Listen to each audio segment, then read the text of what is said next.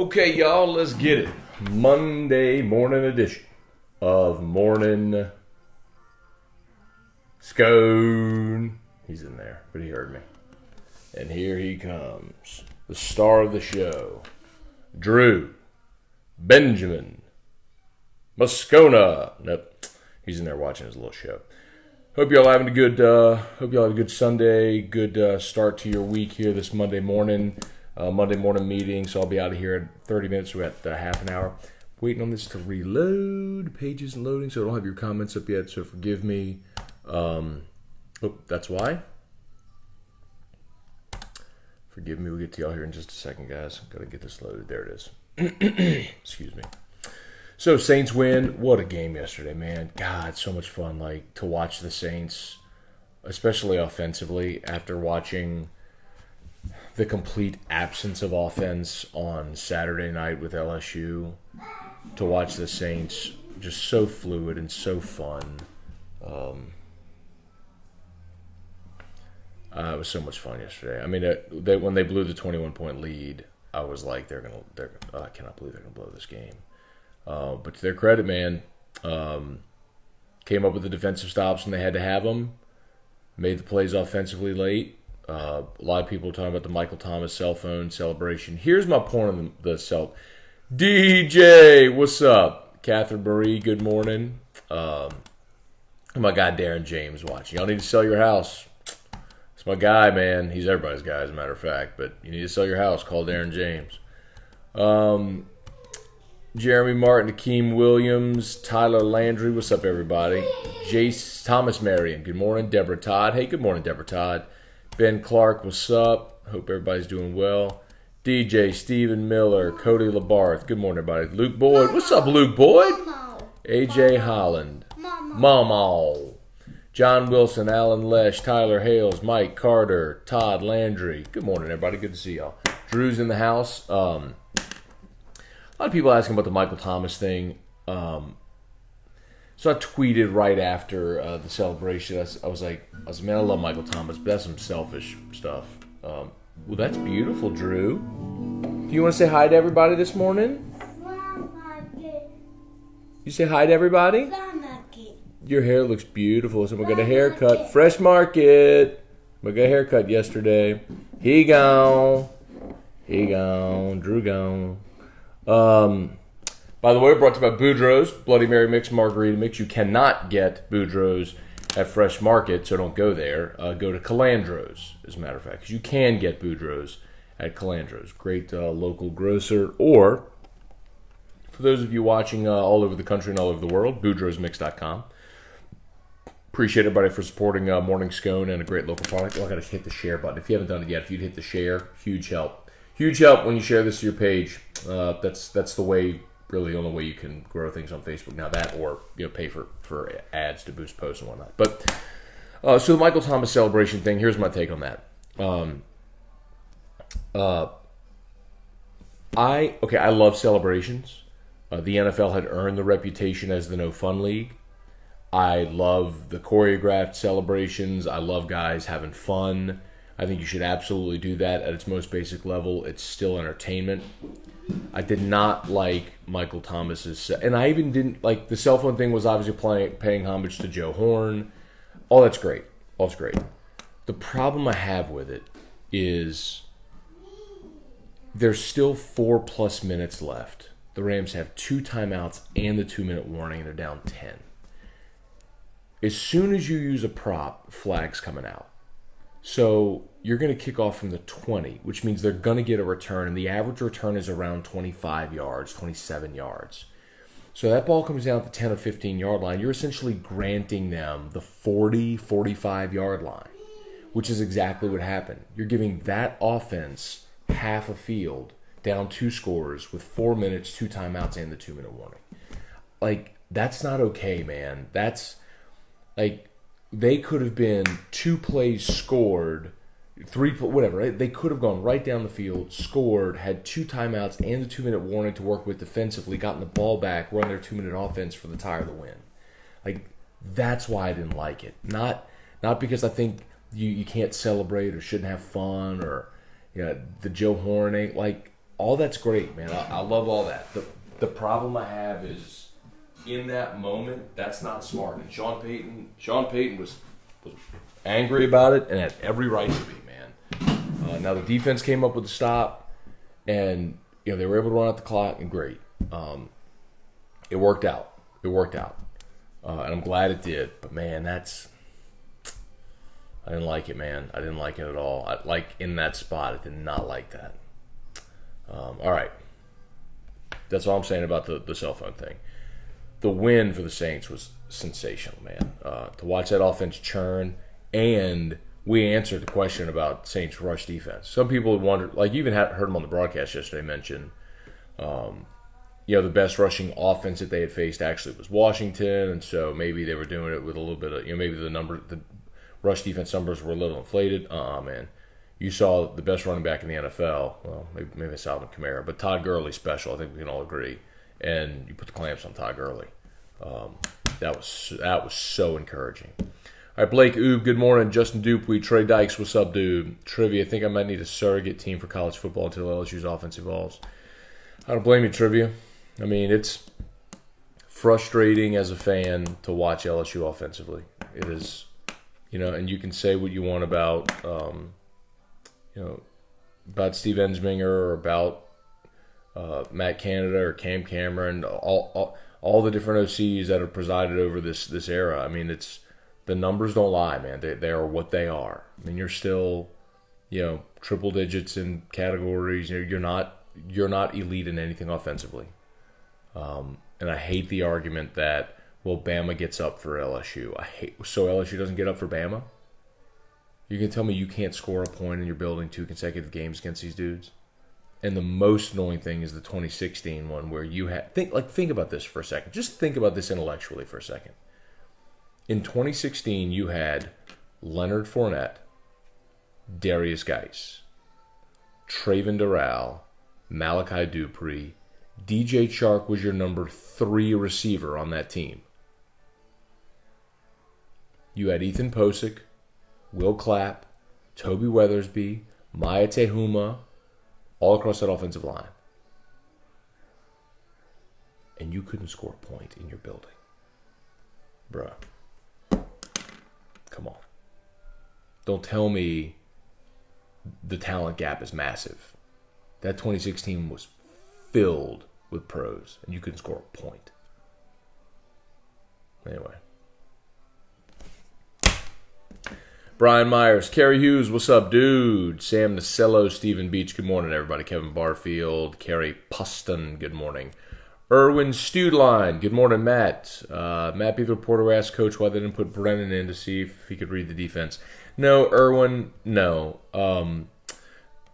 So we talked about it on Saturday and actually yesterday as well. The put in Brennan thing is maybe the silliest thing that I've heard. There is zero chance against that defense and that pass rush that was mutilating LSU's quarterback as soon as he hit his 5th step, that you put in a sophomore who hasn't played at all this year to see if he can figure it out against that defense. No thanks. That is, like some people mentioned that during the game, that's a terrible idea. And Joe Burrow didn't play great on Saturday, but I don't know that any quarterback could have played great whenever you have 300-pound defensive linemen draped on you by the time you hit your back foot in your drop. I mean, nah. Carry the Rams had been scoring quick. To do that at the point of the game, even up 10, is nonsensical. I agree. The Michael Thomas thing. That's, again, I don't want to harp on it. They won. That's by far the bigger story, that the Saints are 7-1. They own head-to-heads now against Minnesota and the Rams. They won while Carolina won again. So, like, as good as the Saints are, having won 7 straight, Carolina 1 game in your rearview mirror. I mean, it's... So I don't want to focus too much on the Michael Thomas, the celebration thing and all. I'd rather focus on the fact that Michael Thomas had 211 yards, 12 catches, and 211 how phenomenal he is on the field. But I tweeted that I did not like the celebration in the moment, and a lot of people have reacted to it, so I was just clarifying. And I will clarify on air today as well. All right, Jordy Bird, can we get the Saints to teach LSU staff some offense? You know what's really sad, Jordy, is that LSU's offensive staff went and spent time this offseason with the Saints. And my hope with that is that you would have seen LSU implement the screen game.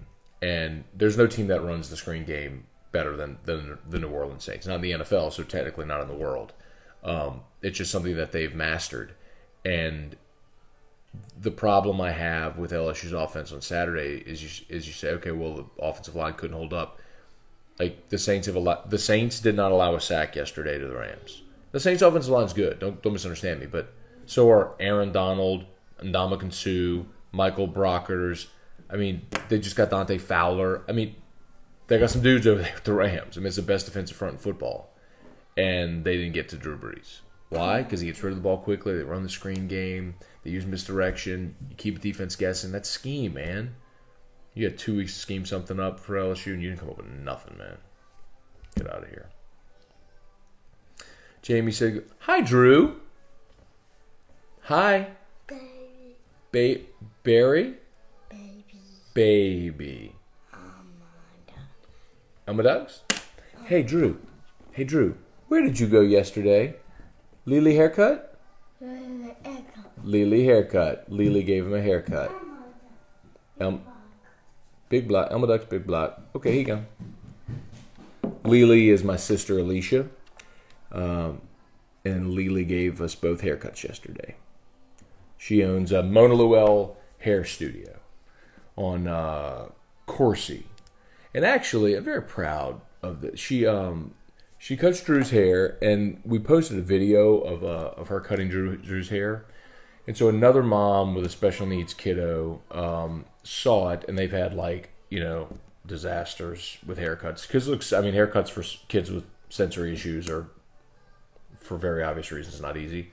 And so Alicia does awesome with him. My sister does awesome with him. And so someone saw me post a video and was like, "Oh my God, can she?" We have a little niece that has some developmental delays, some sensory issues as well. And so Alicia cut her hair too. And so now this other mom saw that and takes her kiddos to Alicia now to get their hair cut, which is really cool. To have the patience and the you just sometimes take things for granted.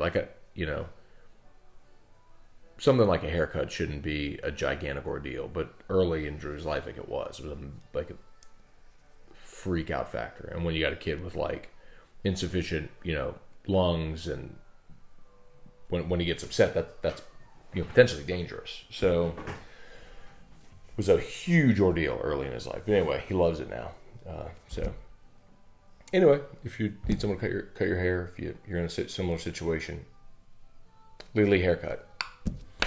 Let's see, Kyle Gallo, how big has Will Lutz been? Dude, great point. Will Lutz, I didn't realize it until I mentioned on the broadcast yesterday, 14 straight, including that 54-yarder yesterday, man. That was awesome. He's been great, no question. Let's see. Hang on. All right, Matt. Someone just mentioned something about Calandros. It went away. Sorry. Post that again, please. Or I'll go back and find it. Sorry, it just scrolled past my feed. David Billow.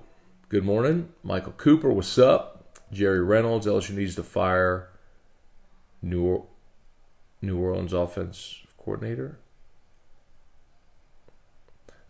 Sorry. Golly, these comments are going fast. When you hire your buddy as OC, just one issue though. LSU. I expect LSU to lose 5 games this year, not to get hosed to Bama like that though. Housed, I guess. Bro, y'all got to take your time and spell some things out properly, so I can't understand what y'all trying to say. Tyler Houston, Brian Ashcraft. Good morning, Ron Usey. What's up, everybody? Charlie Hug. What's up, Charlie Hug? Jordan Grace, their analysts were better than ours. Yeah, analysts.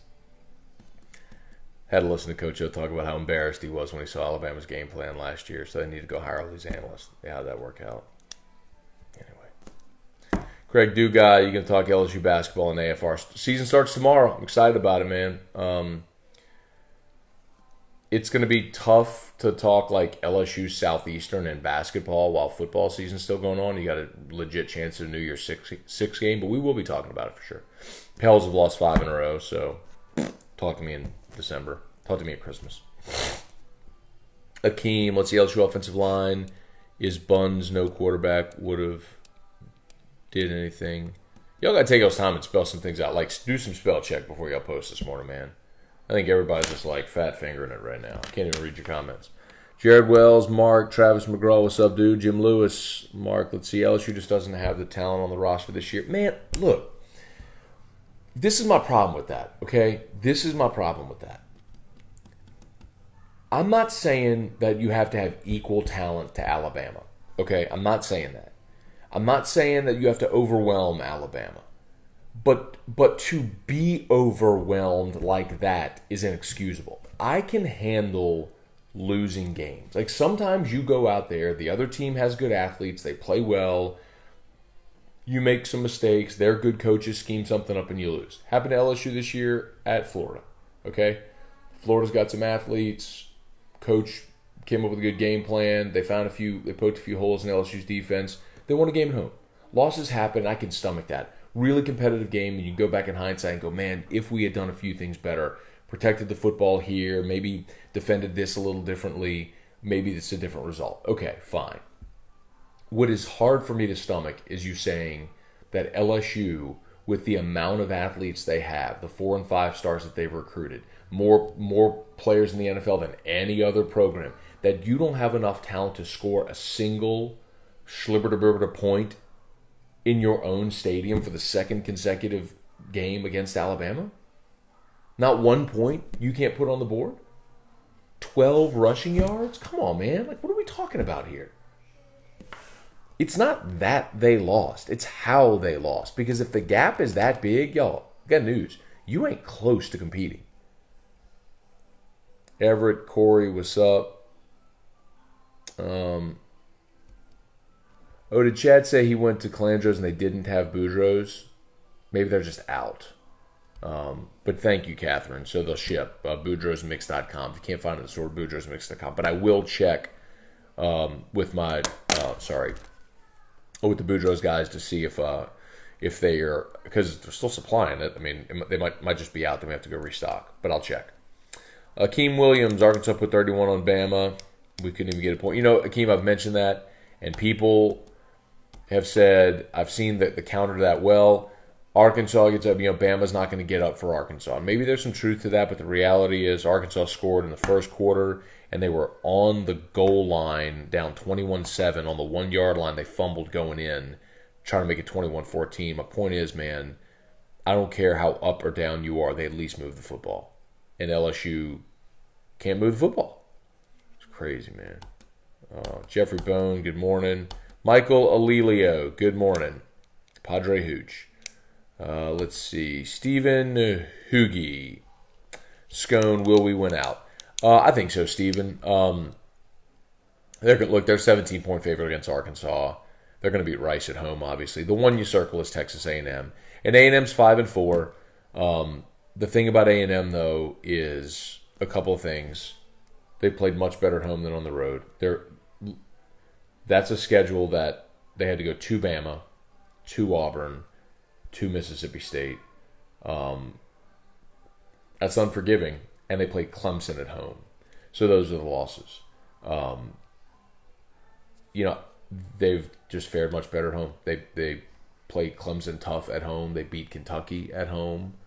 The biggest difference I'd say about A&M this year is their defense. I mean, they were laughable under John Chavis. I mean, they were a dreadful defense. And their pass defense this year has struggled, but their rush defense is really, really good.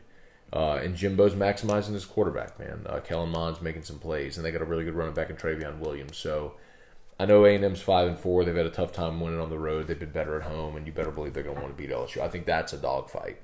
If LSU loses again, it'll be the A&M game. But I don't know that. I picked A&M to win that game before the season. But I think if LSU shows a pulse in the passing game, they can expose A&M. True, yeah, I think I'll make Texas my side chick team. Oh, man. Robert, good morning. Mark, good morning. Doug. Hey, Doug Chapaton. What's up, man? Pelicans lose 5 in a row. Gentry sucks. Davis checking out. Quickly that flips, huh, Mark? Randy Dabdoob. LSU needs to study the Saints. Yeah, man. Appreciate what you got in Sean Payton. Mark said, nice to see the Saints take to the Rams. They look legit. They're totally legit at every level. Shelly Melanson, what's up? Shelly Melanson, Rufino's. We had an awesome time Friday. The highlight of my weekend was dinner on Friday at Rufino's. It was sensational. Justin Robinson, Robbie Gill, Jesse McGraw. If LSU wins out, they're 10-2. How can we be upset about that? Well, Jesse, it's all an expectations question. And it's a good question, but it's all expectations. Like, if your expectation is for LSU to be competing for a national title, like to get to Atlanta, to win the SEC, to get into the playoff, if that's your expectation, you're not close to that. Like, losing to Bama is one thing, but losing 29-0 at home where you have 12 yards of rushing offense and you're not competitive, like, you're not close to that team. So 10-2 is great. You know, if your ambition every year is to come into the season and say, hey, you know, we can win 9 games, maybe 10, get into a playoff, New Year's 6 game, every now and again a Sugar Bowl or Peach Bowl, something like that. Play a good team and but never really compete for an SEC or national title. Like, if that's your goal, and you're good with that, cool, yeah. But if you want to get to where you legitimately feel like LSU's competing for a national championship, you're not there. And because of Alabama, you're not even close. So, anyway. But I understand your point. Shelly, good morning. Love the Fajoko family doing the haka. Yeah, that was cool, man. We were talking about it on pregame because they showed someone had the video of them doing the haka outside the gate. And I was like, man, they want to get everybody fired up. Bring those cats to midfield, do the haka before the game. But they went in and obviously did it in front of the student section. It was cool. Kerry Hughes, Tom Herman with Dave Aranda, what could have been. Man, spilled milk at this point. Jeffrey Bone, people stop making excuses. Bama beat our behinds, plain and simple. True. Brian says, was talking with a coworker. I'm more upset we put up 0 versus all these SEC schools putting up 32, 21, etc. He mentioned they were playing their number 2s. I didn't think they were that deep. Brian, that's baloney. I've heard that too. Did you notice in the fourth quarter of the game on Saturday night, Quentin Williams and Dylan Moses and all those guys are still out there? Because Bama they don't have a 9-10-man rotation. That's baloney. I mean, you could say Bama let up in the second half. That's fine, but all those teams scored in the first half too. At least scored. And one LSU score in the first half. Like, when LSU came up with the defensive stand, like the red zone stand, and forced the field goal to make it 9-0, and that's when, after that, Bama kicked the ball out of bounds. LSU got it at the 35, and they actually put together a couple of first downs. Remember, they got the first down with Brissett, and then Burrow had the quarterback sneak on a – did they go on 4th and 1? 3rd and 1 or 4th and 1? Burrow had the sneak, and they moved the chains. They moved the ball into Bama territory. Any points there, and it's a different ball game. Any points there, and you're in a 1-score game, you come up with one more stop, you go into half in a 9-6 ball game, or a 9-3 ball game, 9-7 ball game, and you get the ball to start the second half. I mean, it's the whole complexion changes, but you get no points. They add another score, and now it's 16-0, and 16 feels like a million. Anyway. Hey, there you go. There's your answer. Boudreaux's restocking this week. So they'll have it this week at Calandros. Thank you, Boudreaux's. Boudreaux's Bloody Mary Mix, Margarita Mix, or online, boudreauxmix.com. Adam Tower, what's up? Kyle Gallo, Charlie Cavell. Line of scrimmage is where the game is won, and they continue to dominate. Recruit better linemen. I get that, but it's hard for me to accept that when I've seen Ole Miss put up 45 on Bama. When I've seen Clemson beat Alabama, but they're not funneling offensive linemen into the NFL. The difference is they have a creative offense that makes Alabama's very large defense defend sideline to sideline and tempo. And they say, Lily did give you a haircut, baby. The problem I have with Fresh Market. Big block. Hey, Drew. I have a question for you. Where are you going to go today? Mimi's house. You are going to go to Mimi's house. Yep, that's what you're going to do. Hey, Drew. You going to go to Mimi's house? Mimi, I can't. Leela gave you a haircut?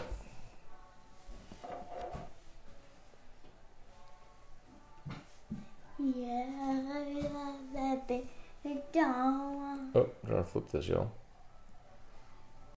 Oh, there it is, Drew. Y'all didn't think I was going to get myself, did you?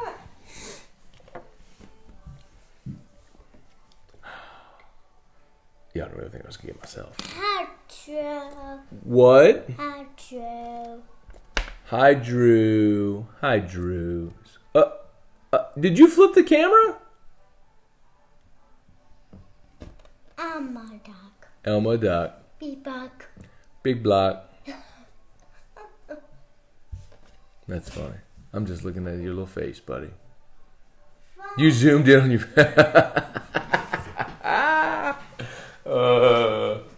Hi, Drew. Okay. You flipped the camera. Hey, look.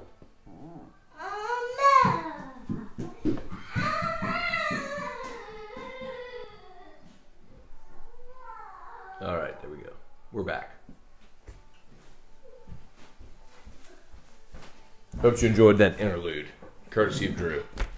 Ooh, we got about 5 more minutes, y'all. I'm going to go quickly to see if I can get some comments. Again, morningscone.com, sign up for your daily email.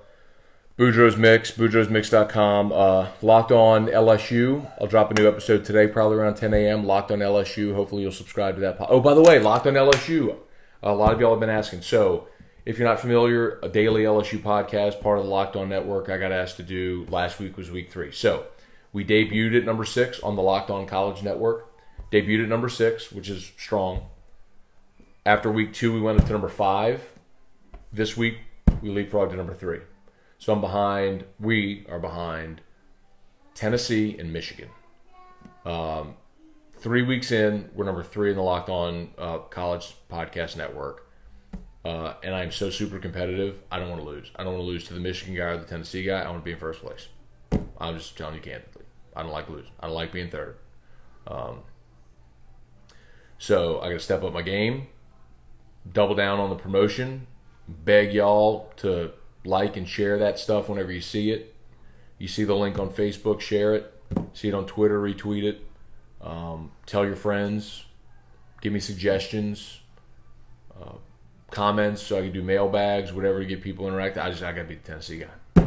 I don't want to be third. I'm fired up that we've grown. Like in 3 weeks, we debuted at 6, went to 5, went to 3. So I mean, had 16% growth last week. So it's clearly like LSU fans like it. They enjoy it. I've had a lot of comments from people who enjoy the format. The way I've said it before, if you're new, it's like AFR in 20 minutes.